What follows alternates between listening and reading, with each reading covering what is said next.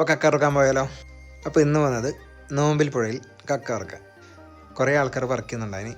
നമ്മളും കുറച്ച് പറക്കിയെടുത്തു. വലിയ വലിപ്പമില്ല, ഒരു മീഡിയം സൈസാണ്. ഇപ്പോൾ ചെറുതായതുകൊണ്ട് ഒരു കറിക്കില്ല മാത്രം പറക്കിയെടുത്ത് വന്നു. വീട്ടിൽ കൊണ്ടുവന്ന് പുഴുങ്ങി നോക്കിയപ്പോഴേക്കും ഇറച്ചി നല്ല അത്യാവശ്യം വലിപ്പമുണ്ട്. ഇനി ഇതെല്ലാം വൃത്തിയാക്കി കറി വെച്ചെടുക്കണം. അങ്ങനെ വൃത്തിയാക്കട്ടെ.